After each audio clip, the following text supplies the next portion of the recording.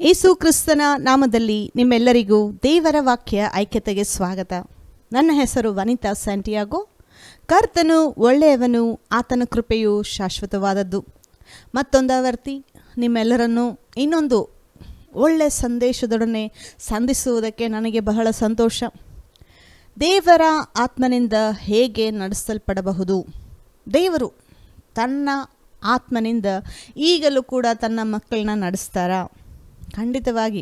ಅದಕ್ಕೆ ದೇವರು ಪ್ರತಿಯೊಬ್ಬ ವಿಶ್ವಾಸಿಗೆ ಪವಿತ್ರಾತ್ಮ ಕೊಟ್ಟಿರೋದು. ಪವಿತ್ರಾತ್ಮನಿಂದ ನಾವು ತುಂಬಿಸಲ್ಪಟ್ಟಿದ್ದೀವಿ. ದೇವರು ನೋಡಿ ನಮ್ಮನ್ನು ದೇವದೂತರ ಆತ್ಮನಿಂದ ತುಂಬಿಸಲಿಲ್ಲ. ಮತ್ತು ಅನೇಕ ಆತ್ಮೀಯ ಜೀವಿಗಳಿದ್ದಾವೆ, ಅವುಗಳಿಂದ ದೇವರು ನಮ್ಮ ಆತ್ಮನ ತುಂಬಿಸಲ್ಪಟ್ಟಿಲ್ಲ. ದೇವರು ನಮ್ಮನ್ನು ತನ್ನ ಆತ್ಮನಿಂದ ತುಂಬಿಸಿದ್ದಾರೆ. ಯಾಕೆಂದರೆ ದೇವರು ನಮ್ಮ ವಿಷಯವಾಗಿ, ನಮ್ಮನ್ನು ನಡೆಸುವ ವಿಷಯದಲ್ಲಿ, ನಮಗೆ ಬೇಕಾಗಿರುವಂಥ ಎಲ್ಲ ಸಹಾಯದ ವಿಷಯದಲ್ಲಿ ದೇವರು ಯಾರನ್ನೂ ನಂಬೋದಿಲ್ಲ. ಏಂಜಲ್ನೂ ನಂಬಲ್ಲ ದೇವರು, ಬೇರೆ ಆತ್ಮಿಕ ಜೀವಿಗಳನ್ನ ದೇವರು ನಂಬಲ್ಲ.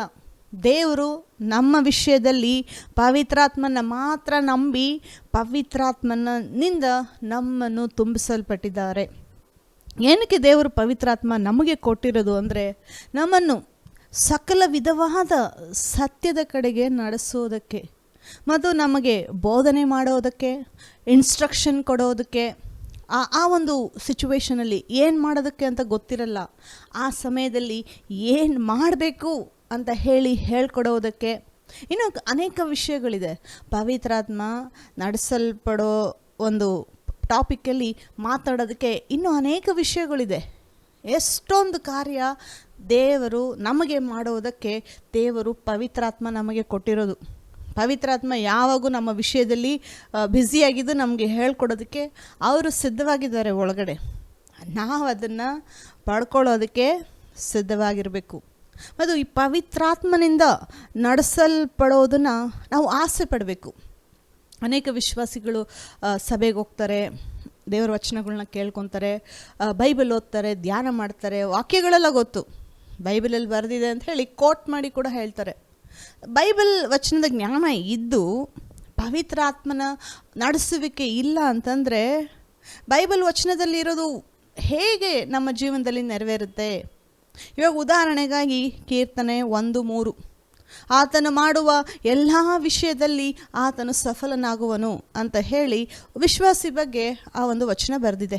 ನೀತಿವಂತನು ಯಾವುದೇ ಕೆಲಸ ಮಾಡಿದ್ರೂ ಸಫಲ ಆಗ್ತಾನೆ, ನೀನು ಕೈ ಹಾಕಿರೋ ಕೆಲಸವೆಲ್ಲ ಸಫಲ ಆಗುತ್ತೆ ಅಂತ ಹೇಳಿ ದೇವರು ನಮಗೆ ವಾಗ್ದಾನ ಕೊಟ್ಟಿದ್ದಾರೆ. ಸೊ ಈ ವಾಗ್ದಾನದ ಪ್ರಕಾರ ನಾವು ಕೈ ಹಾಕೋ ಕೆಲಸ ಎಲ್ಲ ಸಫಲ ಆಗ್ತಾ ಇದೆಯಾ? ನಿಮ್ಮನ್ನು ನೀವೇ ಕ್ವಶನ್ ಕೇಳ್ಕೊಳ್ಳಿ, ನಿಮ್ಮನ್ನು ನೀವು ಒಳಗಡೆ ಚೆಕ್ ಮಾಡ್ಕೊಳ್ಳಿ. ಓಕೆ, ಈ ಕೆಲಸ ದೇವರು ಹೇಳಿರೋ ಪ್ರಕಾರ ನನ್ನ ಜೀವನದಲ್ಲಿ ನೆರವೇರ್ತಾ ಇದೆಯಾ? ಒಂದು ವೇಳೆ ಅದು ನೆರವೇರಿಲ್ಲ ಅಂತಂದರೆ ಕೇಳಬೇಕು, ದೇವರೇ ವಚನದಲ್ಲಿ ಹೇಳಿದ್ದೀರಾ ನಾನು ಕೈ ಹಾಕೋ ಕೆಲಸ ನೀವು ಸಫಲಪಡಿಸ್ತೀರಾ ಅಂತ ಹೇಳಿ.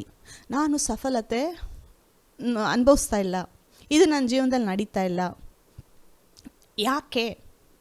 ಏನು ಮಾಡಬೇಕು ನಾನು ಈ ಒಂದು ವಚನ ನನ್ನ ಜೀವನದಲ್ಲಿ ಅಪ್ಲೈ ಮಾಡ್ಕೊಳ್ಬೇಕು ಅಂತಂದರೆ, ಈ ವಚನ ನನ್ನ ಜೀವನದಲ್ಲಿ ಫಲಿಸಬೇಕು ಅಂತಂದರೆ ನಾನು ಏನು ಮಾಡಬೇಕು ಅಂತ ದೇವ್ರನ್ನ ಕೇಳುವಾಗೆ ಆ ವಚನ ನಿಮ್ಮ ಲೈಫಲ್ಲಿ ಯಾವ ರೀತಿ ಅಪ್ಲೈ ಮಾಡ್ಕೊಳ್ಬೇಕು ಅಂತ ಹೇಳೋದಕ್ಕೆ ಪವಿತ್ರಾತ್ಮ ದೇವರು ನಿಮಗೆ ಕೊಟ್ಟಿರೋದು ವಚನದ ಪ್ರಕಾರ ನಿಮ್ಮನ್ನು ನಡೆಸೋದಕ್ಕೆ. ಅನೇಕ ಕ್ವಶನ್ಗಳಿದೆ ನಮಗೆ. ಯಾಕೆ ನಾನು ಇಷ್ಟು ಪ್ರೇಯರ್ ಮಾಡ್ತಾಯಿದ್ದೀನಿ, ಇಷ್ಟು ಧ್ಯಾನ ಮಾಡ್ತಾಯಿದ್ದೀನಿ, ಇಷ್ಟು ಅರಿಕೆಗಳು ಮಾಡ್ತಾಯಿದ್ದೀನಿ, ಇನ್ನೂ ನಾನು ಸಫಲತೆ ನೋಡಿಲ್ಲ ಅಂತಂದರೆ ನೀವು ಪವಿತ್ರಾತ್ಮನ ನಡೆಸುವಿಕೆಯನ್ನು ಮಿಸ್ ಮಾಡ್ಕೊಳ್ತಾ ಇದ್ದೀರಾ. ಸಾವಿರಾರು ವಾಗ್ದಾನಗಳಿದೆ ಬೈಬಲಲ್ಲಿ. ಈ ಒಂದು ಸಿಚುವೇಶನ್ಗೆ ಯಾವ ವಾಗ್ದಾನನ ನಾನು ನನ್ನ ಲೈಫಲ್ಲಿ ಅಪ್ಲೈ ಮಾಡ್ಕೋಬೇಕು? ಅದು ಹೇಗೆ ಅಂತಂದರೆ ಪವಿತ್ರಾತ್ಮ ಫಸ್ಟು ದೇವರ ವಚನದ ಕಡೆಗೆ ನಿಮ್ಮನ್ನು ನಡೆಸೋದು. ವಚನದ ಕಡೆಗೆ ನಡೆಸಾದ್ಮೇಲೆ ಆ ವಚನ ಯಾವ ರೀತಿ ಅಪ್ಲೈ ಮಾಡ್ಕೊಳ್ಬೇಕು ಅಂತ ಹೇಳ್ಕೊಡ್ತಾರೆ.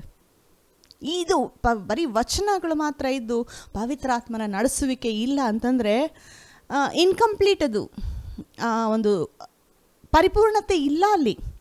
ಇನ್ನೊಂದು, ಪವಿತ್ರಾತ್ಮನ ನಡೆಸುವಿಕೆ ಇಲ್ದಿರ ಬರೀ ದೇವರ ವಚನಗಳು ಮಾತ್ರ ನೀವು ಓದ್ತೀನಿ ಅಷ್ಟು ಮಾತ್ರ ಸಾಕು ಅಂತಂದರೆ ನೀವು ಈ ಲೋಕದಲ್ಲಿ ದೇವರ ಚಿತ್ತನ ನೆರವೇರಿಸೋದಕ್ಕೆ ಸಾಧ್ಯನೇ ಇಲ್ಲ.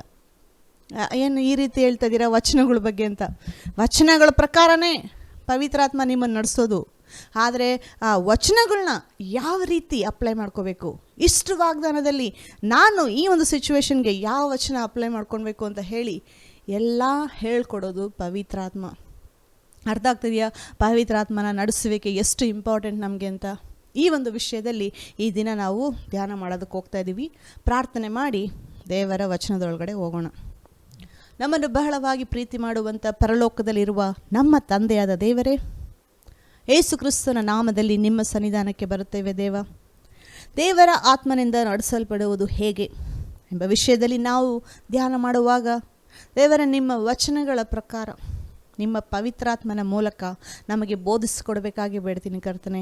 ಯಾವ ವಚನ ಯಾವ ರೀತಿ ಅಪ್ಲೈ ಮಾಡ್ಕೊಳ್ಬೇಕು, ಯಾವ ರೀತಿ ನಿಮ್ಮ ಹತ್ರ ನಾವು ಇನ್ಸ್ಟ್ರಕ್ಷನ್ಸು, ಜ್ಞಾನ, ತಿಳುವಳಿಕೆಯನ್ನು ಪಡ್ಕೊಳ್ಬೇಕು ಅಂತ ಹೇಳಿ ನಿಮ್ಮ ಪವಿತ್ರಾತ್ಮನ ಬೋಧನೆಯನ್ನು ನಿಮ್ಮ ಪ್ರತಿಯೊಬ್ಬ ಮಕ್ಕಳಿಗೂ ನೀವು ಕೊಟ್ಟು ನಡೆಸಬೇಕಾಗಿ ಬೇಡ್ತೀನಿ ಕರ್ತನೆ. ಈ ಒಂದು ಅನುಭವ, ಪವಿತ್ರಾತ್ಮನಿಂದ ನಡೆಸಲ್ಪಡುವಂಥ ಅನುಭವ ನಿಮ್ಮೆಲ್ಲ ಮಕ್ಕಳಿಗೂ ಅದು ಒಂದು ಅನುಭವವಾಗುವಂತೆ ನೀವು ಸಹಾಯ ಮಾಡಬೇಕಾಗಿ ಬೇಡ್ತೀನಿ ಕರ್ತನೆ. ನಮ್ಮೊಂದಿಗಿದ್ದು ನೀವು ಬೋಧಿಸೋದಕ್ಕೋಸ್ಕರ ನಿಮಗೆ ಸ್ತೋತ್ರ. ಯೇಸು ಕ್ರಿಸ್ತನ ನಾಮದಲ್ಲಿ ಬೇಡಿ ಹೊಂದಿದ್ದೇವೆ ಜೀವವುಳ್ಳ ನಮ್ಮ ತಂದೆಯೇ, ಆಮೇನ್. ನಾವು ದೇವರ ವಾಕ್ಯವನ್ನು ಓದಿಕೊಡೋಣ. ರೋಮಾಪುರದವರಿಗೆ ಬರೆದ ಪತ್ರಿಕೆ 8ನೇ ಅಧ್ಯಾಯ 14ನೇ ವಚನ.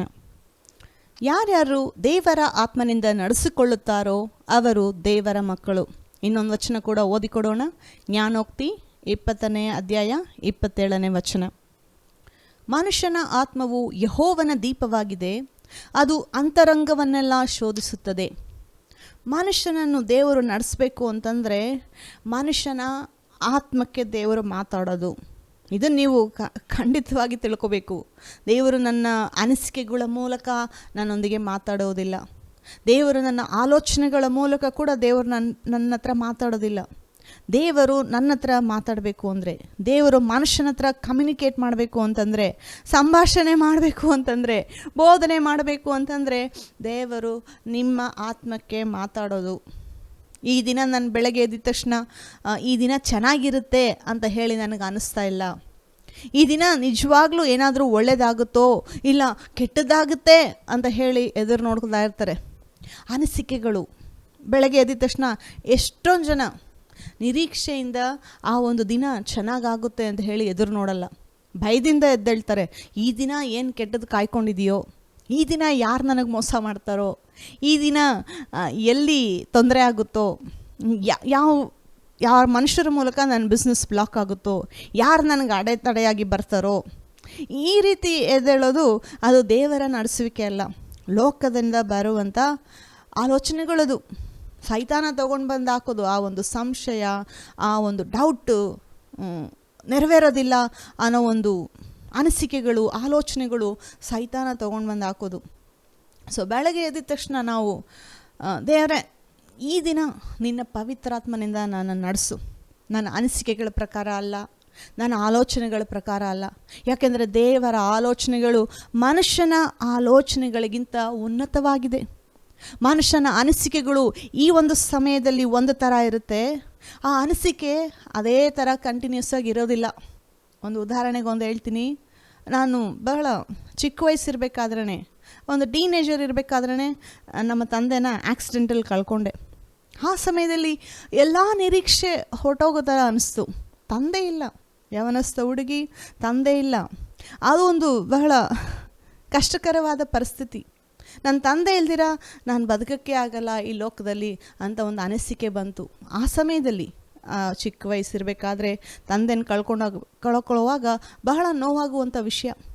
ಆ ಸಮಯದಲ್ಲಿ ಅನ್ನಿಸ್ತು, ನಮ್ಮ ತಂದೆ ಇಲ್ದಿರ ನಾನು ಈ ಲೋಕದಲ್ಲಿ ಬದುಕೋಕ್ಕಾಗಲ್ಲ, ನನ್ನ ತಂದೆ ನನಗೆ ಬೇಕು, ಆಗಲ್ಲ ಬದುಕೋದಕ್ಕೆ ಅಂತ ಅನಿಸಿಕೆಗಳು ಬಹಳ ಸ್ಟ್ರಾಂಗ್ ಆಗಿ ಬಂತು. ಇದೇ ಅನುಭವ ಇನ್ನೂ 2 ಸರಿ ಆಯಿತು ನನಗೆ. ಇನ್ನೂ ನನ್ನ ಲೈಫಲ್ಲಿ ಬಹಳ ಪ್ರಾಮುಖ್ಯವಾದ ವ್ಯಕ್ತಿಗಳನ್ನ ಬೇಗ ಈ ಲೋಕ ಬಿಟ್ಟೋಗೋದನ್ನು ನೋಡಿದೆ. ಅದೇ ಒಂದು ಫೀಲಿಂಗ್ ಆ ಟೈಮಲ್ಲೂ ಬಂತು. ಇವರು ಹೊರಟೋದ್ರಾ ಇಷ್ಟು ಬೇಗ ಅಂತ ಅಂದ್ಕೊಂಡೆ. ಇವ್ರಿಲ್ದಿರ ನಾನು ಹೆಂಗೆ ನನ್ನ ಲೈಫಲ್ಲಿ ಮುಂದೆ ಹೋಗೋದು, ಇವ್ರಿಲ್ದಿರ ನನಗೆ ಸಹಾಯ ಯಾರು ಮಾಡ್ತಾರೆ? ಅನಿಸಿಕೆಗಳು 3 ಸಾರಿ ಸ್ಟ್ರಾಂಗಾಗಿ ಬಂತು ನನ್ನ ಲೈಫಲ್ಲಿ. ನಾನು ಮೊದಲನೇ ಸಾರಿನೂ ಬದಲಾಗೋಕ್ಕಾಗಿಲ್ಲ, ಎರಡನೇ ಸಾರಿಗೂ ಅದೇ ಪರಿಸ್ಥಿತಿ, ಮೂರನೇ ಮನುಷ್ಯನ ಕಳ್ಕೊಂಡಾಗೂ ಏನಾದರೂ ಒಂದು ಆಗುವಾಗ ಅದೇ ಅನಿಸಿಕೆಗಳು ಬಂತು ಮತ್ತೆ ವಾಪಸ್ಸು. ಆ ಸಮಯದಲ್ಲಿ ದೇವರು ಹೇಳಿದ್ರು, ನೀನು ಅನಿಸಿಕೆಗಳ ಪ್ರಕಾರ ನಿನ್ನನ್ನು ನಾನು ನಡೆಸೋದಿಲ್ಲ. ನೀನು ನಿನ್ನ ಅನಿಸಿಕೆಗಳನ್ನ, ನಿನ್ನ ಆಲೋಚನೆಗಳನ್ನ, ನಿನ್ನ ಫೀಲಿಂಗ್ಸ್ನ ಬದಲಾಯಿಸ್ಕೋಬೇಕು ಅಂತ ಹೇಳುವಾಗ ಆ ಫೀಲಿಂಗ್ಸ್ನ ದೇವರು ತೆಗೆದಾಕಿ ದೇವರು ನನಗೆ ಒಂದು ನಿರೀಕ್ಷೆಯನ್ನು ಕೊಟ್ಟರು. ಯಾರು ನಿನ್ನ ಜೊತೆ ಇಲ್ಲ ಅಂದರೂ ನಾನು ನಿನ್ನ ಜೊತೆ ಇರ್ತೀನಿ, ನಿನ್ನನ್ನು ನಡೆಸೋದು ನಾನು ಅಂತ ಹೇಳಿ ಒಂದು ನಿರೀಕ್ಷೆ ದೇವರು ಕೊಟ್ಟರು. ನೋಡಿ, ಅನಿಸಿಕೆಗಳು ಇವಾಗೊಂದು ಅನಿಸೋದು ನಮ್ಗೆ ಆಮೇಲೆ ಅದು ಅನಿಸೋದಿಲ್ಲ. ಅಷ್ಟು ನೋವು ನಾನು ಪಟ್ಟೆ ನಮ್ಮ ತಂದೆನ ಕಳ್ಕೊಂಡಾಗ. ಅದೇ ಥರ ನೋವು ಇವತ್ತು ನನಗೆ ಇಲ್ಲ. ಯಾಕೆ ಅಂದರೆ ದೇವರು ಎಲ್ಲವನ್ನು ಕೊಟ್ಟು ನಮ್ಮನ್ನು ನೋಡ್ಕೊಂಡಿದ್ದಾರೆ. ಇದೇ ಕಷ್ಟ. ನಮ್ಮೆಲ್ಲ ಕಷ್ಟಗಳು ನಾವು ಅನುಭವಿಸುವಾಗ ಅನಿಸಿಕೆಗಳು ಬರುತ್ತೆ.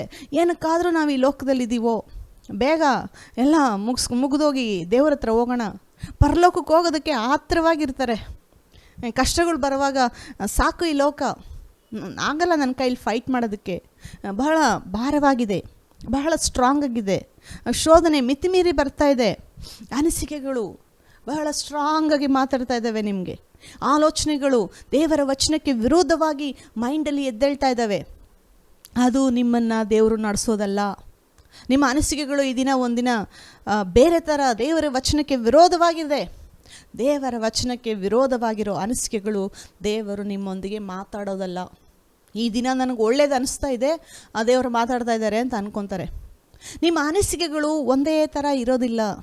ಇವಾಗ ಬಹಳ ದುಃಖದಿಂದ ಯಾರೋ ಏನೋ ಅಂದರು ಅಂತ ಹೇಳಿ ಬಹಳ ಅಳ್ತೀರ, ಮತ್ತು ಅದೇ ಥರ ಕಂಟಿನ್ಯೂಸ್ ಆಗಿ ಹತ್ಕೊಂಡೇ ಇರ್ತೀರ. ಒಂದು ಸಮಯದಲ್ಲಿ ದೇವರು ಸಮಾಧಾನ ಕೊಡ್ತಾರೆ, ಕೂಲ್ ಆಗ್ತೀರಾ, ಬದಲಾಗ್ತೀರಾ. ಬಟ್ ಆ ಒಂದು ಹೀಟಲ್ಲಿ, ಆ ಒಂದು ಅಳೋ ಸಮಯದಲ್ಲಿ ನೀವು ಯಾವತ್ತೂ ದೇವರು ಇದೇ ಥರ ನನ್ನ ಲೈಫಲ್ಲಿ ಇರುತ್ತೆ, ಹತ್ಕೊಂಡೇ ಇರ್ತೀನಿ ಅಂತ ಹೇಳಿ ಡಿಸೈಡ್ ಆಗಬಾರ್ದು. ಅನಿಸಿಕೆಗಳು ಬದಲಾಗುತ್ತೆ. ಇವಾಗ ಅನಿಸೋದು ನಾಳೆ ಅನಿಸೋದಿಲ್ಲ ನಮಗೆ. ಇವಾಗಿರೋ ನೋವು ಯಾವಾಗೂ ಅದೇ ನೋವು ಇರೋದಿಲ್ಲ. ಇವಾಗಿರೋ ಕಷ್ಟ ಯಾವತ್ತೂ ನಮ್ಗೆ ಅದೇ ಥರ ಇರೋದಿಲ್ಲ. ಕಷ್ಟಗಳು ನಿತ್ಯಕ್ಕೂ ಇರುವುದಿಲ್ಲ. ಯಾಕೆ ಅಂದರೆ ದೇವರು ಬದಲಾಯಿಸ್ತಾರೆ ಕಷ್ಟಗಳನ್ನ. ದೇವರು ನಮ್ಮನ್ನು ನಮ್ಮ ಅನಿಸಿಕೆಗಳ ಮೂಲಕ ದೇವರು ನಮ್ಮನ್ನು ನಡೆಸೋದಿಲ್ಲ.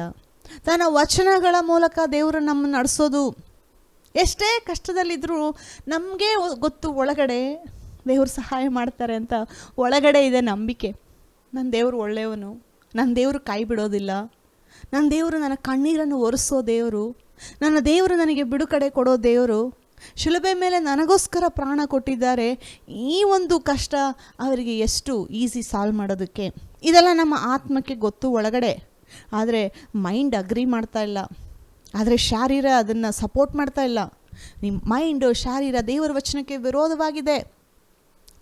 ದೇವರ ವಚನಕ್ಕೆ ವಿರೋಧವಾಗಿರೋ ಆಲೋಚನೆಗಳು ಬರುವಾಗ ಅದು ನಿಮ್ಮನ್ನು ದೇವರು ನಡೆಸೋದಲ್ಲ. ನಿಮ್ಮ ಅನಿಸಿಕೆಗಳ ಪ್ರಕಾರ ದೇವ್ರನ್ನ ಪ್ರೀತಿ ಮಾಡಬಾರ್ದು. ಈ ದಿನ ನನಗೆ ಅನ್ನಿಸ್ತಾ ಇದೆ ಬೈಬಲ್ ಓದಬೇಕು ಅಂತ ಹೇಳಿ ಅದಕ್ಕೆ ಓದ್ತೀನಿ, ನಾಳೆ ದಿವಸ ಅನಿಸಲ್ಲ ಒಂದೊಂದ್ಸರಿ ಬೈಬಲ್ ಓದೋದಕ್ಕೆ. ಬೈಬಲ್ ಎತ್ಕೊಂಡ್ರೆ ಇಂಟ್ರೆಸ್ಟ್ ಬರೋದಿಲ್ಲ ಓದೋದಕ್ಕೆ. ಸೊ ಆ ಸಮಯದಲ್ಲಿ ಏನು ಮಾಡ್ತೀರಾ? ಬೈಬಲ್ ಓದೋದಿಲ್ವಾ? ಎಷ್ಟೊಂದು ಸರಿ ಈ ದಿನ ಅನ್ನಿಸ್ತಾ ಇದೆ ಬೈಬಲ್ ಓದ್ತೀನಿ, ಈ ದಿನ ಅನ್ನಿಸ್ತಾ ಇಲ್ಲ ಬೈಬಲ್ ಓದಲ್ಲ ಅನ್ನೋ ಒಂದು ವಿಶ್ವಾಸಿಗಳು ಅನೇಕರಿದ್ದಾರೆ. ನಿಮ್ಗೆ ಅನಿಸುತ್ತೋ ಇಲ್ವೋ, ಫೀಲಿಂಗ್ಸ್ ಇದೆಯೋ ಇಲ್ವೋ, ಬೈಬಲ್ನ ಕೂತ್ಕೊಂಡು ಓದಿ ಧ್ಯಾನ ಮಾಡಿ. ಯಾಕೆಂದರೆ ಲೋಕದಲ್ಲಿ ಇರುವಂಥ ಕಷ್ಟಗಳು ಯಥಾರ್ಥವಾಗಿ ಡೈಲಿ ಅದೇ ಕಷ್ಟಗಳಿದೆ. ಲೋಕ ಬದಲಾಗೇ ಇಲ್ಲ ಕಷ್ಟದ ವಿಷಯದಲ್ಲಿ, ಇನ್ನೂ ಮೋಸವಾಗಿ ಹೋಗ್ತಾ ಇದೆ ಪರಿಸ್ಥಿತಿಗಳು. ಆದರೆ ವಿಶ್ವಾಸಿ ಬಂದ್ಬಿಟ್ಟು ದಿನ ದೇವರ ವಚನದಲ್ಲಿ ನೂತನವಾಗಿ ದಿನ ನಾನು ಯಾವ ರೀತಿ ಗೆಲ್ತೀನಿ, ಯಾವ ರೀತಿ ಜಯಿಸ್ತೀನಿ ಅನ್ನೋದನ್ನು ನೀವು ವಚನಗಳ ಪ್ರಕಾರ, ವಚನಗಳ ಮೂಲಕ ಕಲ್ತ್ಕೋಬೇಕು. ಅನಿಸಿಕೆಗಳಲ್ಲ. ಇವಾಗ ಅನಿಸೋದು ಆಮೇಲೆ ಅನಿಸಲ್ಲ. ಇವಾಗಿರೋ ಒಂದು ಮೈಂಡಲ್ಲಿ ಎಮೋಷನ್ಸು, ಕೋಪ ಇನ್ನು ಸ್ವಲ್ಪದಾದ್ಮೇಲೆ ಇರಲ್ಲ. ಇವಾಗ ಯಾರ ಮೇಲಾದರೂ ಒಬ್ಬರ ಮೇಲೆ ಕೋಪ ಮಾಡ್ಕೊತೀರ, ಕೋಪ ಬರುತ್ತೆ. ಅವ್ರು ಏನೋ ಒಂದು ಮಾತು ಅಂದ್ಬಿಟ್ರು, ಬಹಳ ಭಯಂಕರವಾಗಿ ಕೋಪ ಬರ್ತಾಯಿದೆ, ಚಾನ್ಸ್ ಇದ್ದರೆ ಹೋಗೊಂದು ಹೊಡಿಯೋಣ ಅಂತ ಕೂಡ ಅನಿಸುತ್ತೆ. ಅದೇ ಅವ್ರು ದೂರ ಇದ್ದಾರೆ, ಹೊಡಿಯೋಕ್ಕಾಗಲ್ಲ, ನಿಮ್ಮ ಕೈಲಿ ಏನೂ ಮಾಡೋಕ್ಕಾಗಲ್ಲ. ಸೊ ಏನು ಮಾಡ್ತೀರಾ ಆವಾಗ? ಆ ಕೋಪ ಆ ಸಮಯದಲ್ಲಿ ಬಹಳ ಇರುತ್ತೆ. ಬಟ್ ಅದೇ ಕೋಪ ಒಂದು 2-3 ದಿವಸ ಆದಮೇಲೆ ಅವ್ರನ್ನ ನೋಡುವಾಗ ಅದೇ ಕೋಪ ಇರೋದಿಲ್ಲ. ಆಮೇಲೆ ಬದಲಾಗುತ್ತೆ ಕೋಪ. ಅದಕ್ಕೆ ನೋಡಿ, ಯಾವುದೇ ಒಂದು ವಿಷಯ ಬದಲಾಗೋದು ಅಂದರೆ ಅದು ದೇವರ ವಚನ ಅಲ್ಲ. ಯಾಕೆಂದರೆ ದೇವರ ವಚನ ಎಂದಿಗೂ ಬದಲಾಗೋದಿಲ್ಲ. ಯಾವುದೇ ಒಂದು ಪರಿಸ್ಥಿತಿಗಳು ಮೋಸವಾಗಿದ್ದರು, ಲೋಕನೇ ಅಲ್ಲೋಲ ಕಲ್ಲೋಲ ಆದರೂ ದೇವರ ವಚನ ಎಂದಿಗೂ ಅಳೆದು ಹೋಗುವುದಿಲ್ಲ, ಅದರಲ್ಲಿ ಬದಲಾವಣೆನೇ ಇಲ್ಲ. ದೇವರು ಒಂದು ಸಾರಿ ಮಾತಾಡಿರೋ ವಚನ ಅದು ನಿರಂತರಕ್ಕೂ ಅದು ಸ್ಥಾಪಿತವಾಗಿರುವಂಥ ದೇವರ ವಚನ. ಸೊ ಅನಿಸಿಕೆಗಳು ಈ ರೀತಿ ಇದೆ, ಏನು ಮಾಡೋದು? ಅನಿಸಿಕೆಗಳನ್ನ ಬದಲಾಯಿಸಿ ಅದು ದೇವರ ವಚನಗಳ ಪ್ರಕಾರ ನೀವು ತೊಗೊಂಡು ಬರಬೇಕು. ನಿಮ್ಮ ಆತ್ಮನನ್ನು ದೇವರ ವಚನದಲ್ಲಿ ನೀವು ಬಲಪಡಿಸುವಾಗ, ನಿಮ್ಮ ಆತ್ಮ ದೇವರ ವಚನದಲ್ಲಿ ಬಲಪಡುವಾಗ ನಿಮ್ಮ ಆಲೋಚನೆಗಳನ್ನ ದೇವರ ವಚನ ಪ್ರಕಾರ ಬದಲಾಯಿಸ್ತೀರ. ನಿಮ್ಮ ಅನಿಸಿಕೆಗಳು ಕೂಡ ಆಮೇಲೆ ಅದರ ಪ್ರಕಾರ ಹೊಂದ್ಕೊಂಡು ಹೋಗೋದಕ್ಕೆ ಕಲ್ತ್ಕೊಳ್ತವೆ. ಅವು ಇವೆಲ್ಲ ಡೈಲಿ ಟ್ರೈನಿಂಗ್ ಕೊಡೋದು. ನಾನು ಈ ದಿನ ಹೇಳೋದೆಲ್ಲ ನಿಮಗೆ ಒಂದು ದಿವಸದಲ್ಲಿ ನಡೆಯುವಂಥ ಅದ್ಭುತ ಅಲ್ಲ. ಅನೇಕ ವರ್ಷಗಳಿಂದ ಅಪನಂಬಿಕೆ ಅನ್ನೋದು ಮೈಂಡಲ್ಲಿ ಬೆಳೆದ್ಬಿಟ್ಟಿದೆ ಅನೇಕರಿಗೆ. ಅವನ್ನ ಬದಲಾಯಿಸಬೇಕು ಅಂತಂದರೆ ದಿನ ದೇವರ ವಚನಗಳು ಒಳಗಡೆ ಹಾಕುವಾಗ ಒಂದು ಲಾ ಇದೆ, ಲಾ ಆಫ್ ರೀಪ್ಲೇಸ್ಮೆಂಟ್ ಅಂತ ಹೇಳ್ತಾರೆ.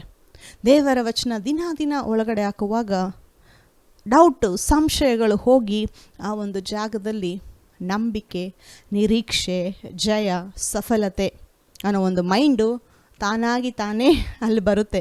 ಆದರೆ ಅದಕ್ಕೆ ಪ್ರಯಾಸ ಪಡಬೇಕು, ಡೈಲಿ ಮಾಡಬೇಕು ಇವು. ಅದಕ್ಕೆ ನೋಡಿ, ಅನಿಸಿಕೆಗಳ ಪ್ರಕಾರ ನಿಮ್ಮ ಮೈಂಡಲ್ಲಿ ಬರುವಂಥ ಆಲೋಚನೆ ಪ್ರಕಾರ ಯಾವತ್ತೂ ಡಿಸಿಷನ್ಸ್ ತೊಗೋಬೇಡಿ. ದೇವರ ವಚನದ ಮೇಲೆ ಆತ್ಕೊಳ್ಳಿ. ಒಂದು ವೇಳೆ ಪರಿಸ್ಥಿತಿಗಳು ಕಷ್ಟವಾಗಿರಬೇಕಾದ್ರೆ ನಿಮ್ಗೇನು ಮಾಡಬೇಕು ಅಂತ ಗೊತ್ತಿಲ್ಲ. ಈ ಪರಿಸ್ಥಿತಿ ಎಲ್ಲರಿಗೂ ಬಂದಿದೆ. ಕಷ್ಟ ಅನ್ನೋದು ಒಂದೇ ಸಮಯದಲ್ಲಿ ಎಲ್ಲ ಕಡೆಯಿಂದ ಬಂದು ಮುತ್ಕೊಳ್ಳೋವಾಗ ಕನ್ಫ್ಯೂಸ್ ಆಗ್ತೀವಿ. ಎಲ್ಲ ಕಡೆಯಿಂದ ತೊಂದರೆಗಳು ಬರಬೇಕಾದ್ರೆ ಇಕ್ಕಟ್ಟಿನ ಪರಿಸ್ಥಿತಿಯಲ್ಲಿ ಸಿಕ್ಕಾಕೊಂಡಿದ್ದೀವಿ ಅನೇಕರು. ಈ ಇಕ್ಕಟ್ಟಿನ ಪರಿಸ್ಥಿತಿ ಯೇಸು ಕ್ರಿಸ್ತನು ಕೂಡ ಬಂದಿತ್ತು. ಹೌದಾ? ಯೇಸು ಕ್ರಿಸ್ತ ದೇವರ ಮಗ, ಅವ್ರಿಗೂ ಇಕ್ಕಟ್ಟಿನ ಪರಿಸ್ಥಿತಿ ಬಂದಿತ್ತಾ? ನಾನು ಎಲ್ಲೂ ಓದಿಲ್ಲ ಬೈಬಲಲ್ಲಿ ಅಂತ ಅನ್ಕೊತೀರ.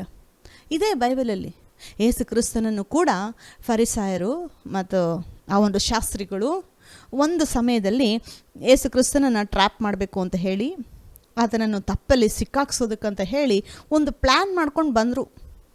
ಸೈತಾನ ಹಿಂಗೆ ಪ್ಲ್ಯಾನ್ ಮಾಡೋದು. ನಿಮ್ಮ ವಿಷಯದಲ್ಲೂ ಒಂದು ಪ್ಲ್ಯಾನ್ ತೊಗೊಂಡು ಬರ್ತಾನೆ ನಿಮ್ಮನ್ನು ಇಕ್ಕಟ್ಟಲ್ಲಿ ಸಿಕ್ಕಾಕ್ಸ್ಬೇಕು ಅಂತ. ಸೊ ಆ ಸಮಯದಲ್ಲಿ ಏನು ಮಾಡ್ತೀರಾ ನೋಡಿ? ಅದಕ್ಕೆ ಹೇಳೋದು, ದೇವರ ವಚನ ಬೇಕು ಮತ್ತು ಪವಿತ್ರಾತ್ಮನ ನಡೆಸುವಿಕೆ ಬೇಕು. ಪವಿತ್ರಾತ್ಮ ನಿಮ್ಮ ಇಕ್ಕಟ್ಟಿನ ಸಮಯದಲ್ಲಿ ನಿಮಗೆ ಏನು ಮಾಡಬೇಕು ಅಂತ ಹೇಳಿ ನಿಮ್ಮ ಮೈಂಡಿಗೆ ಗೊತ್ತಿಲ್ಲ. ಆ ಒಂದು ಸಮಯದಲ್ಲಿ ನೀವು ದೇವರನ್ನು ಪ್ರಾರ್ಥನೆ ಮಾಡುವಾಗ, ದೇವರೇ ಈ ವಿಷಯದಲ್ಲಿ ನನಗೆ ಜ್ಞಾನ ಕೊಡು, ಈ ವಿಷಯದಲ್ಲಿ ನಿನ್ನ ಆತ್ಮನ ಮೂಲಕ ನನ್ನನ್ನು ಬೋಧಿಸು ಅಂತ ಹೇಳಿ ನೀವು ದೇವರ ಹತ್ರ ಕೇಳುವಾಗ ಆ ಒಂದು ಜ್ಞಾನ, ಆ ಒಂದು ಬೋಧನೆ, ಇನ್ಸ್ಟ್ರಕ್ಷನ್ನು ದೇವರು ಪವಿತ್ರಾತ್ಮನ ಮೂಲಕ ನಿಮ್ಮ ಆತ್ಮಕ್ಕೆ ಕೊಡ್ತಾರೆ. ಇದು ನಿಶ್ಚಯವಾಗಿ ದೇವರು ಮಾಡ್ತಾರೆ. ಒಂದು ವಚನ ಇದೆ ಯಾಕೋಬದಲ್ಲಿ, ನನಗೆ ಬಹಳ ಇಷ್ಟವಾಗಿರೋ ವಚನ ಅದು. ಅನೇಕರು ಪ್ರಾಸ್ಪರಿಟಿ ವಚನನ ಬಹಳ ಇಷ್ಟಪಡ್ತಾರೆ. ಒಳ್ಳೆಯದೇ, ದೇವ್ರು ನಮ್ಮನ್ನು ಆಶೀರ್ವಾದ ಮಾಡಿ ಅಭಿವೃದ್ಧಿ ಮಾಡ್ತೀನಿ ಅಂತ. ಆದರೆ ನನಗೆ ನೋಡಿ, ಜ್ಞಾನ ಅನ್ನೋದು ಪ್ರಧಾನವಾದದ್ದು ಬೈಬಲಲ್ಲಿ ಬರೆದಿದೆ. ನೀವು ಜ್ಞಾನನ ಸಂಪಾದನೆ ಮಾಡಿದ್ರೆ, ಜ್ಞಾನನ ಆಸೆ ಪಟ್ಟರೆ ಅದು ನಿಮ್ಮನ್ನು ಐಶ್ವರ್ಯವಂತನಾಗಿ ಮಾಡುತ್ತೆ, ಅದು ನಿಮಗೆ ಘನವನ್ನು ತಗೊಂಡು ಬರುತ್ತೆ, ಅದು ನಿಮಗೆ ದೀರ್ಘಾಯುಷ್ಯನ್ನು ಕೊಡುತ್ತೆ. ದೇವರ ವಚನದ ಜ್ಞಾನದಲ್ಲಿ ಎಲ್ಲ ಆಶೀರ್ವಾದಗಳು ಅಡಕವಾಗಿದೆ. ಜ್ಞಾನ ಅನ್ನೋದ್ರ ಬಗ್ಗೆ ಸ್ವಲ್ಪ ಈ ದಿನ ನೋಡೋಣ. ಯಾಕೋಬನು ಬರೆದ ಪತ್ರಿಕೆ 1ನೇ ಅಧ್ಯಾಯ 5ನೇ ವಚನ. ನಿಮ್ಮಲ್ಲಿ ಯಾವನಿಗಾದರೂ ಜ್ಞಾನ ಕಡಿಮೆಯಾಗಿದ್ದರೆ ಅವನು ದೇವರನ್ನು ಕೇಳಿಕೊಳ್ಳಲಿ, ಅದು ಅವನಿಗೆ ದೊರಕುವುದು. ನೀವು ದೇವರ ಹತ್ರ ಜ್ಞಾನ ಕೇಳಿಕೊಳ್ಳುವಾಗ ಅದು ನಿಮಗೆ ದೊರಕುತ್ತಾ ಇಲ್ವಾ? ನಾನು ದೇವರ ಹತ್ರ ಪ್ರೇಯರ್ ಮಾಡಿದೆ, ಜ್ಞಾನ ಅನ್ನೋದ್ರ ಬಗ್ಗೆ ನನಗೆ ಸಿಕ್ಕಿಲ್ಲ ಅಂತ ಹೇಳ್ತಾರೆ. ನೋಡಿ, ನೀವು ದೇವರ ಹತ್ರ ಜ್ಞಾನಕ್ಕೋಸ್ಕರ ಪ್ರೇಯರ್ ಮಾಡುವಾಗ ಅದು ದೇವರಿಗೆ ಬಹಳ ಇಷ್ಟ ಆಗುತ್ತೆ. ನನ್ನ ಮಕ್ಕಳು ಜ್ಞಾನ ಕೇಳ್ತಾ ಇದ್ದಾರೆ, ಅದು ದೇವರನ್ನು ಮೆಚ್ಚಿಸುತ್ತೆ ಮತ್ತು ಅವನಿಗೆ ಅದು ದೊರಕುವುದು ಅಂತ ಇದೆ. ಸೊ ಕೇಳ್ಕೊಂಡ್ಮೇಲೆ ಅದು ನಿಮಗೆ ದೊರಕುವುದು. ನಾವು ದೇವರ ಹತ್ರ ಪ್ರಾರ್ಥನೆ ಮಾಡುವಾಗ ಜ್ಞಾನ ಕೇಳಕ್ಕೆ ಹೋಗ್ತಾ ಇದ್ದೀನಿ, ದೇವ್ರು ಕೊಡ್ತಾರೋ ಇಲ್ವೋ ಸಂಶಯದಲ್ಲಿ ಹೋಗಬೇಡಿ. ಜ್ಞಾನ ಕೇಳಕ್ಕೆ ಹೋದವಾಗ ದೇವರು ಆ ಜ್ಞಾನ ಅವರಿಗೆ ದೊರಕುವುದು ಅಂತ ಹೇಳಿ ಕೊಟ್ಟಿದ್ದಾರೆ. ಆ ವಾಗ್ದಾನ ನಿಮ್ಮ ವಿಷಯದಲ್ಲಿ ಇಕ್ಕಟ್ಟಿನ ಪರಿಸ್ಥಿತಿಯಲ್ಲಿ ನೀವೇನಾದರೂ ಆ ಒಂದು ಸ್ಥಳದಲ್ಲಿ ಸಿಕ್ಕಾಕೊಂಡಿರುವಾಗ ಈ ಒಂದು ವಚನ ತಗೊಂಡು ಪ್ರೇಯರ್ ಮಾಡಿ ನೋಡಿ. ನಿಮ್ಮ ಪ್ರತಿಯೊಂದೊಂದು ಪರ್ಸ್ನಲ್ ಲೈಫಲ್ಲಿ ಪ್ರಾಬ್ಲಮ್ಗೆ ನಾವು ಇಲ್ಲಿ ಬೋಧನೆ ಮಾಡಿ ಏನು ಮಾಡಬೇಕು ಅಂತ ಹೇಳಿ ನಾವು ಹೇಳೋಕ್ಕಾಗಲ್ಲ. ಆದರೆ ನಾವು ವಚನಗಳ ಪ್ರಕಾರ ನಿಮಗೆ ಬೋಧನೆ ಮಾಡ್ತೀವಿ. ಈ ವಚನ ತಗೊಂಡು ನೀವು ಪ್ರೇಯರ್ ಮಾಡಿ, ದೇವರೇ ನಿಮಗೆ ಮಾತಾಡ್ತಾರೆ. ಪ್ರತಿಯೊಬ್ಬ ವಿಶ್ವಾಸಿಗೂ ಪಾಸ್ಟ್ರು ಕೂತ್ಕೊಂಡು ಇವ್ರೇನು ಮಾಡಬೇಕು ಅವ್ರೇನು ಮಾಡಬೇಕು ಅಂತ ಹೇಳಿ ಇಂಡಿವಿಜುವಲ್ ಆಗಿ ಬೋಧನೆ ಮಾಡೋಕ್ಕಾಗಲ್ಲ. ನೀವು ದೇವರಲ್ಲಿ ಬೆಳಿಬೇಕು. ಈ ವಚನ ತಗೊಂಡು ದೇವರೇ ನನಗೆ ಜ್ಞಾನ ಕೊಡು, ನಾನು ಈ ಒಂದು ಪರಿಸ್ಥಿತಿಯಲ್ಲಿ ನನಗೆ ಏನು ಮಾಡಬೇಕು ಅಂತ ಹೇಳಿ ಗೊತ್ತಿಲ್ಲ. ಜ್ಞಾನ ಕೇಳುವಾಗ ಆ ಒಂದು ಸಮಯಕ್ಕೆ ನೀವು ಏನು ಮಾಡಬೇಕು ಅಂತ ಹೇಳಿ ಪವಿತ್ರಾತ್ಮ ನಿಮಗೆ, ನಿಮ್ಮ ಆತ್ಮಕ್ಕೆ ಆ ಒಂದು ಜ್ಞಾನವನ್ನು ಕೊಟ್ಟು, ಆ ಒಂದು ಬೋಧನೆಯನ್ನು ಕೊಟ್ಟು ಪ್ರಾಬ್ಲಮ್ ಸಾಲ್ವ್ ಮಾಡ್ತಾರೆ. ದೇವರು ಹಂಗಿಸದೆ ಎಲ್ಲರಿಗೂ ಉದಾರ ಮನಸ್ಸಿನಿಂದ ಕೊಡುವವನು ಆಗಿದ್ದಾನೆ. ದೇವರು ನೋಡಿ, ಜ್ಞಾನ ಕೊಡೋದಲ್ಲಿ ಧಾರಾಳವಾಗಿದ್ದಾರೆ ದೇವರು. ಎಷ್ಟು ಜ್ಞಾನ ಆದರೂ ದೇವರ ಹತ್ರ ಕೇಳ್ಕೊಳ್ಬೋದು. ಅದು ದೇವರು ಧಾರಾಳವಾಗಿ ಉದಾರವಾಗಿ, ಏನು ನಿಮ್ಮ ಹತ್ರ ಎಕ್ಸ್ಪೆಕ್ಟ್ ಮಾಡ್ದಿರಾ, ಜ್ಞಾನಕ್ಕೋಸ್ಕರ ಕಾಸು ಕೊಟ್ಟು ಜ್ಞಾನ ಕೇಳೋರು ಎಷ್ಟೊಂದು ಜನ ಇದ್ದಾರೆ. ಆದರೆ ದೇವರ ಹತ್ರ ಬರುವಾಗ ಅದು ಫ್ರೀಯಾಗಿ ಸಿಗುತ್ತೆ. ಇದು ಪರಿಶುದ್ಧವಾದ ಜ್ಞಾನ, ಪ್ಯೂರ್ ಜ್ಞಾನ, ನಿಮ್ಮ ಪ್ರಾಬ್ಲಮ್ನನ್ನು ಸಾಲ್ವ್ ಮಾಡುವಂಥ ಜ್ಞಾನ. ಸರಿ, ಏಸು ಕ್ರಿಸ್ತನ ಬಗ್ಗೆ ಬರೋಣ. ಏಸು ಕ್ರಿಸ್ತ ಎಲ್ಲಪ್ಪ ಇಕ್ಕಟ್ಟಿನ ಪರಿಸ್ಥಿತಿಯಲ್ಲಿ ಸಿಕ್ಕಾಕೊಂಡಿದ್ರು ಅಂತ ಹೇಳಿ ನೀವು ಕ್ವಶನ್ ಕೇಳ್ಬೋದು. ಅದಕ್ಕೆ ಒಂದು ವಚನ, ಯೋಹಾನನ ಬರೆದ ಸುವಾರ್ತೆಗೆ ಹೋಗೋಣ. 8ನೇ ಅಧ್ಯಾಯ 1ನೇ ವಚನ. ಏಸು ಎಣ್ಣೆ ಮರಗಳ ಗುಡ್ಡಕ್ಕೆ ಹೋದನು. ಬಳಿಕ ಆತನು ತಿರುಗಿ ದೇವಾಲಯಕ್ಕೆ ಬಂದಾಗ ಜನರೆಲ್ಲರೂ ಆತನ ಬಳಿಗೆ ಬಂದರು. ಆತನು ಕೂತುಕೊಂಡು ಅವರಿಗೆ ಉಪದೇಶ ಮಾಡುತ್ತಿರುವಲ್ಲಿ ಶಾಸ್ತ್ರಿಗಳು, ಫರಿಸಾಯರು ವ್ಯಭಿಚಾರದಲ್ಲಿ ಸಿಕ್ಕಿದ ಒಬ್ಬ ಹೆಂಗಸನ್ನು ಆತನ ಬಳಿಗೆ ತಂದು ಆಕೆಯನ್ನು ನಡುವೆ ನಿಲ್ಲಿಸಿ, ಬೋಧಕನೇ, ಈ ಹೆಂಗಸು ವ್ಯಭಿಚಾರ ಮಾಡುತ್ತಿರುವಾಗಲೇ ಕೈಗೆ ಸಿಕ್ಕಿದಳು.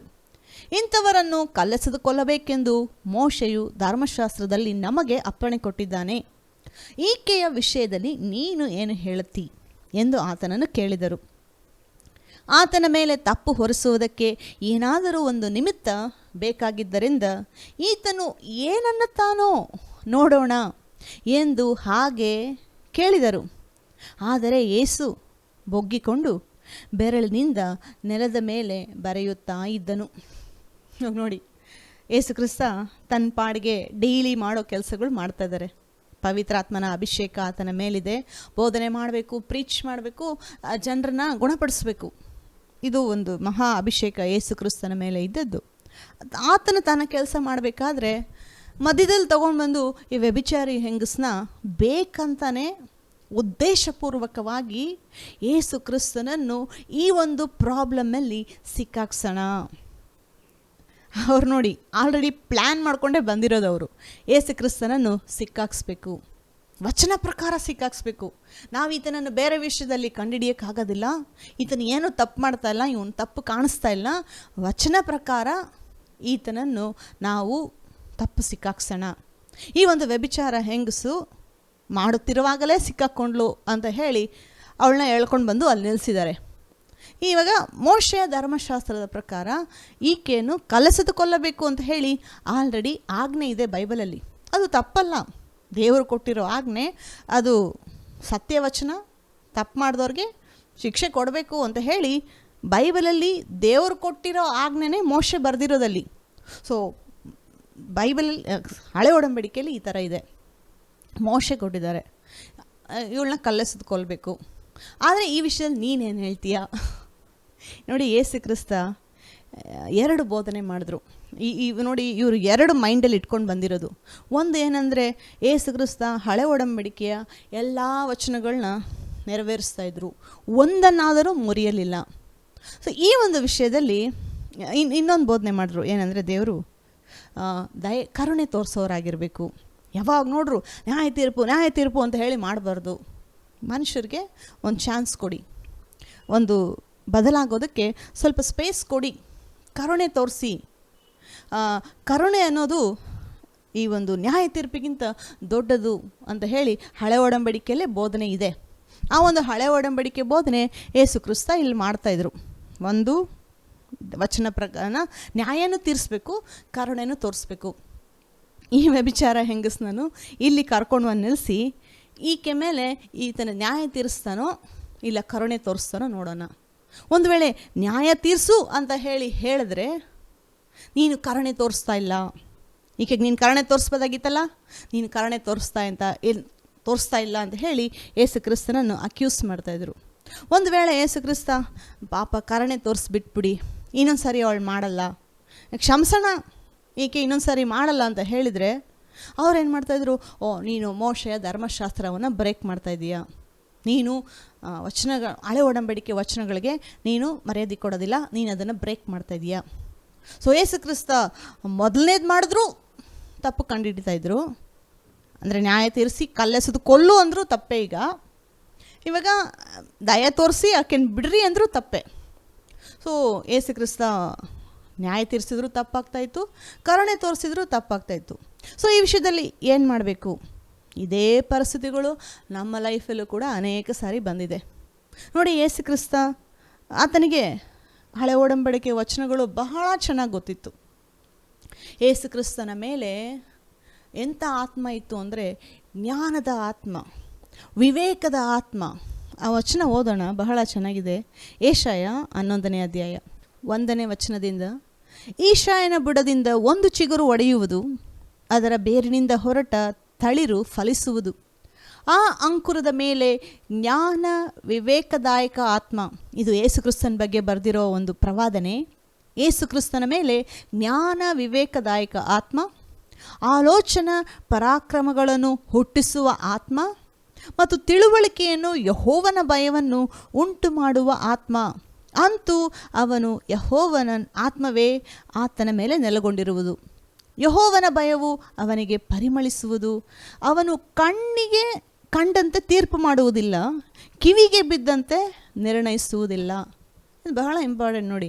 ಯೇಸು ಕ್ರಿಸ್ತನ ಮೇಲೆ ಜ್ಞಾನದ ಆತ್ಮ, ತಿಳುವಳಿಕೆಯ ಆತ್ಮ, ಇನ್ನು ಏಳು ಓದ್ವಿ ಇಲ್ಲಿ.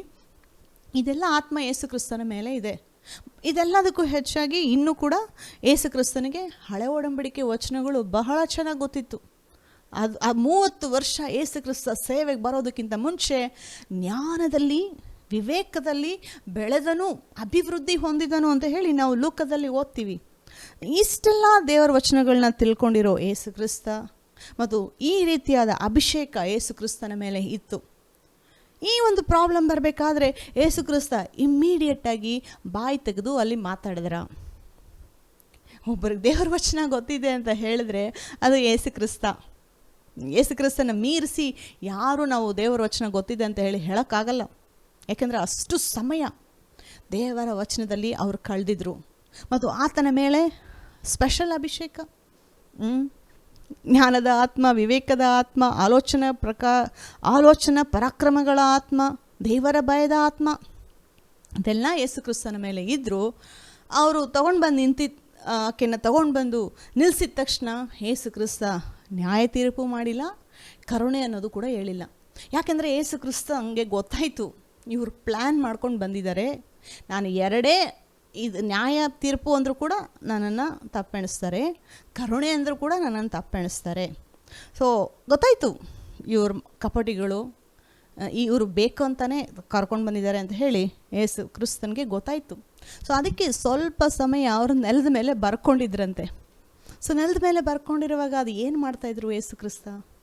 ಅದು ಇನ್ನೊಂದು ವಚನ ಅಲ್ಲಿ ಕೂಡ ಇದೆ, ಅವ್ರನ್ನ ಕೇಳಿಸ್ಕೊಂಡಿರ್ತಾರ ಸುಮ್ಮನೆ ಇದ್ರು ಅಂತ ಕೂಡ ಇದೆ. ಇದು ನೋಡಿ, ಈ ಒಂದು ವಚನದಲ್ಲಿ ನಾವು ಅನೇಕ ವಿಷಯಗಳನ್ನ ತಿಳ್ಕೊಳ್ಬೋದು. ಯೇಸು ಕ್ರಿಸ್ತ ಆ ಸಮಯದಲ್ಲಿ ಸೈಲೆಂಟ್ ಆಗಿರೋದು ಏನಕ್ಕೆ ಅಂದರೆ, ಈ ಒಂದು ವಿಷಯದಲ್ಲಿ ಇವ್ರು ನನ್ನ ಸಿಕ್ಕಾಕ್ಸೋದಕ್ಕೆ ಬಂದಿದ್ದಾರೆ ಅಂತ ಗೊತ್ತಾಯಿತು. ಈ ಒಂದು ವಿಷಯದಲ್ಲಿ ನಾನು ಏನು ಮಾತಾಡಬೇಕು ಅಂತ ಹೇಳಿ ಪವಿತ್ರಾತ್ಮನ ಆ ಒಂದು ಬೋಧನೆಗೆ ಯೇಸು ಕ್ರಿಸ್ತ ವೆಯ್ಟ್ ಮಾಡ್ತಾಯಿದ್ರು.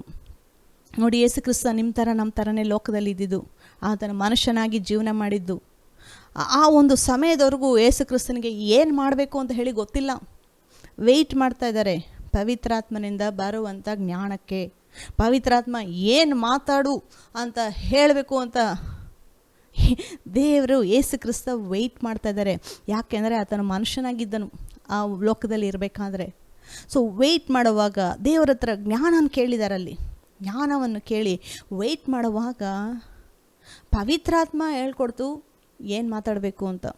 ಇವಾಗ ಅರ್ಥ ಆಗ್ತಾಯಿದೆಯಾ? ದೇವರ ವಚನಗಳು ಎಲ್ಲ ನಮಗೆ ಗೊತ್ತಿದ್ರು, ಪರಿಸ್ಥಿತಿಗಳು ಇಕ್ಕಟ್ಟಾಗಬೇಕಾದ್ರೆ ಏನು ಮಾಡಬೇಕು ಅಂತ ಹೇಳುವಾಗ ಪವಿತ್ರಾತ್ಮನ ನಡೆಸುವಿಕೆ ಬೇಕು. ಒಬ್ಬರಿಗೆ ವಚನಗಳು ಗೊತ್ತಿದೆ ಅಂತಂದರೆ ಅದು ಯೇಸು ಕ್ರಿಸ್ತ ಅಂತ ಹೇಳ್ಬೋದು. ಎಲ್ಲ ವಚನಗಳು ಆತನಿಗೆ ಗೊತ್ತಿತ್ತು. ಯೇಸು ಕ್ರಿಸ್ತನ ಮುಂದೆ ಸೈತಾನನೇ ಬಿದ್ದೋದ ಸ್ಟಾರ್ಟಿಂಗಲ್ಲಿ ಶೋಧನೆ ತೊಗೊಂಡು ಬರೋವಾಗ, ಅಲ್ಲಿ ಈ ರೀತಿ ಬರೆದಿದೆ ಅಂತ ಹೇಳಿ ಶೋಧನೆಯನ್ನು ಜಯಿಸಿದ್ರು. ಸೈತಾನ ಅಂದ್ಕೊಂಡ ಇವ್ರಿಗೆ ಎಷ್ಟು ಜ್ಞಾನ ಇದೆ ಅಂತ ಹೇಳಿ ಟೆಸ್ಟ್ ಮಾಡೋಕ್ಕೆ ಬಂದ. ಯೇಸು ಕ್ರಿಸ್ತನ ಜ್ಞಾನ ಹೆಂಗಿತ್ತು ದೇವರ ವಚನದಲ್ಲಿ? ಈ ರೀತಿ ಬರೆದಿದೆ, ಮನುಷ್ಯನ ರೊಟ್ಟಿ ತಿಂದ ಮಾತ್ರಕ್ಕೆ ಬದುಕುವುದಿಲ್ಲ. ಇದು ದೇವರ ವಚನ ಬರೆದಿರೋ ಪ್ರಕಾರನೂ ಹೇಳಿ ನಾವು ಸೈತಾನನ್ನು ಜಯಿಸ್ಬೋದು. ಅದು ಒಂದು ಭಾಗ, ಅದು ಒಂದು ಆಶೀರ್ವಾದ ದೇವರು ನಮಗೆ ಕೊಟ್ಟಿರೋದು.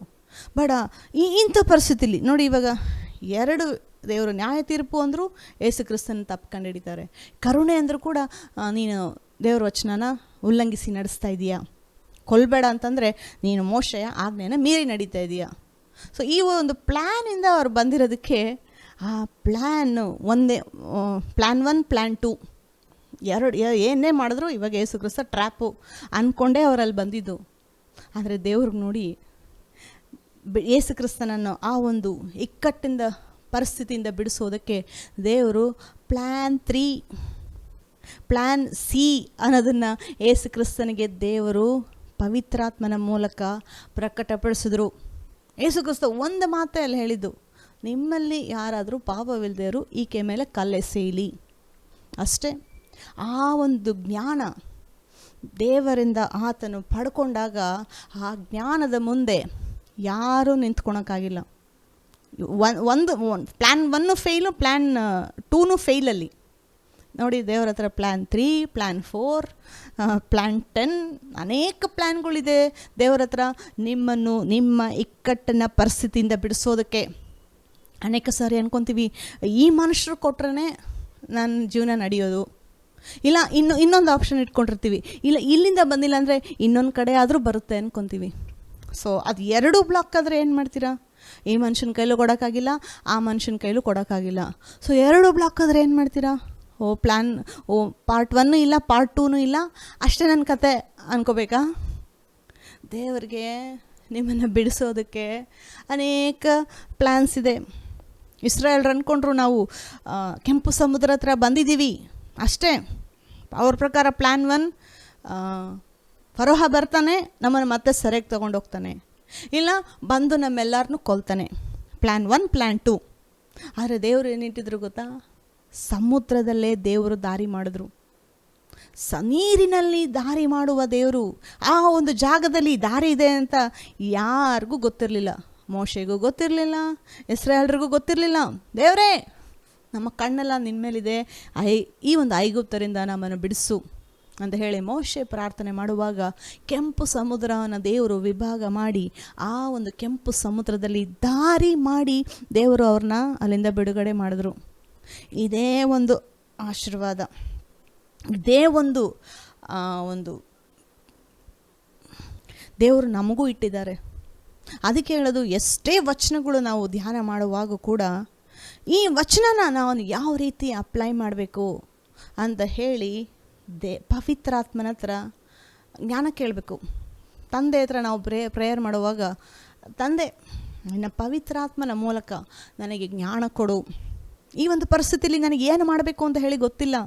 ಇವಾಗ ನಿಮ್ಮ ಬಿಸ್ನೆಸ್ಸಲ್ಲಿ ಪ್ರಾಬ್ಲಮ್ ಇದೆ ಅಂತ ಹೇಳಿ ಎಲ್ಲ ನಿಮಗೆ ಗೊತ್ತಾ?